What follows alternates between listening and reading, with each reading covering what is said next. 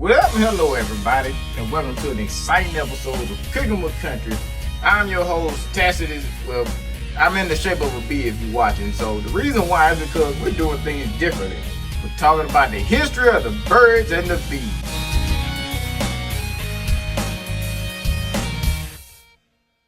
So we're going to start off, as the title suggests, and we're going to talk about the birds first. So birds, according to scientists, have been around for millions and millions of years, flying, swimming, singing, and shitting all on top of stuff since their introduction. But people ask, why are birds relatable to, the act? Well, we're going to explain with the easiest thing to talk about, and it's the egg.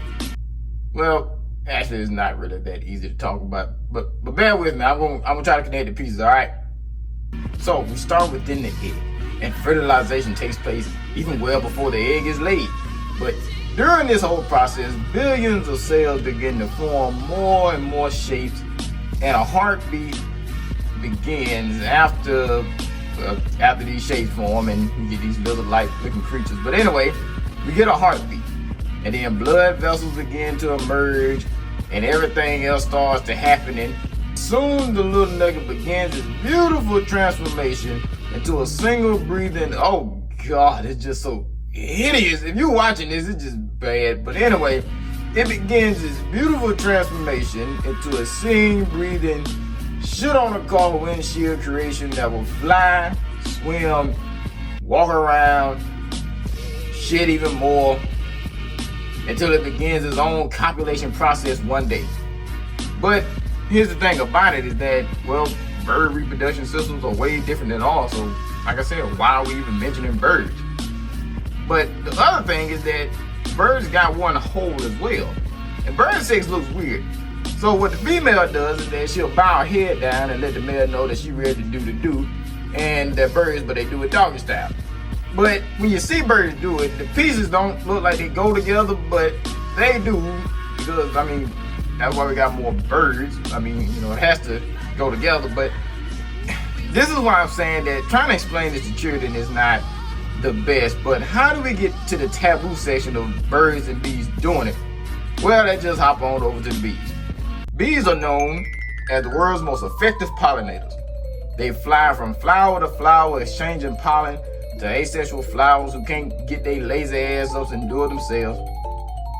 And it's funny because out of all the bees, bumblebees actually vibrate the entire flower while they feed, so it'll cause more pollen to fall onto their bodies.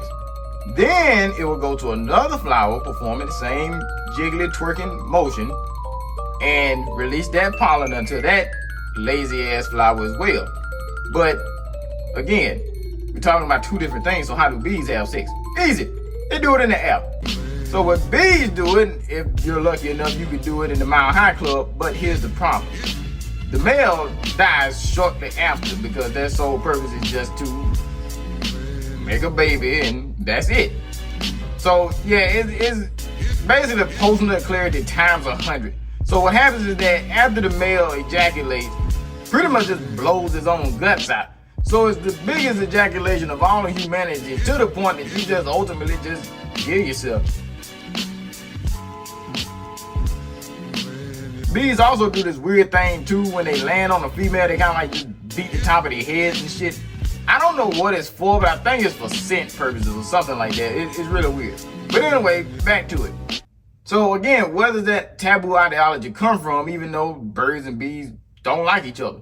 Well, I have the secret, and it's right here in this little poem by Samuel Taylor Coleridge in 1825. All nature seems at work.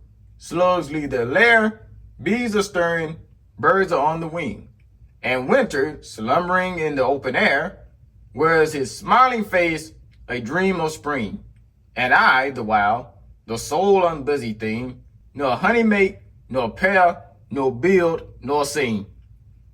This sounds like the most intellectual, sad-ass shit.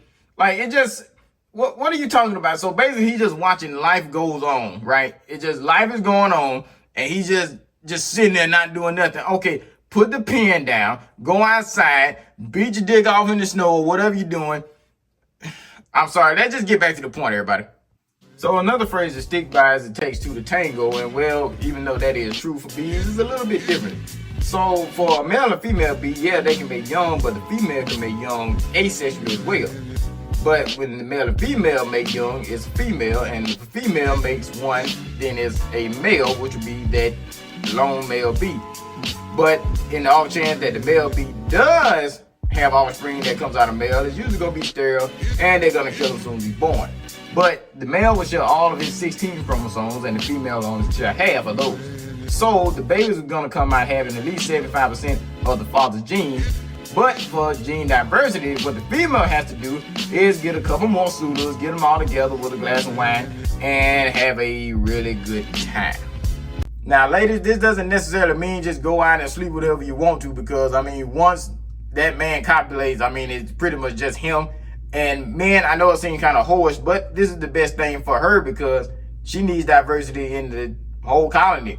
If she end up getting with a male and he got some backwards legs or some backwards wings or something, then that means all the daughters gonna have some backwards legs or backwards wings. So it's for the purpose of survival. So I will say, ladies, make sure you pick a guy with all his teeth in his mouth, and guys, pick a girl that mama is not on the fugglier side of things. But in the complicated world of reproduction, it can be cut and dry.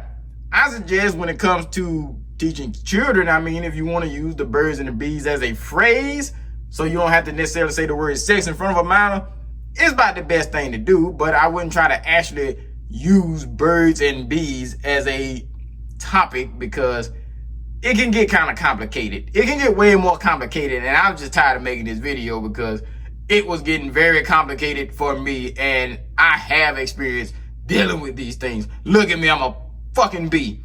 But you can also give children the benefit of the doubt too and explain why the other dog is giving that one a piggyback ride. So I would say just be a little bit more blunt. In these times, the world is pretty blunt right about now.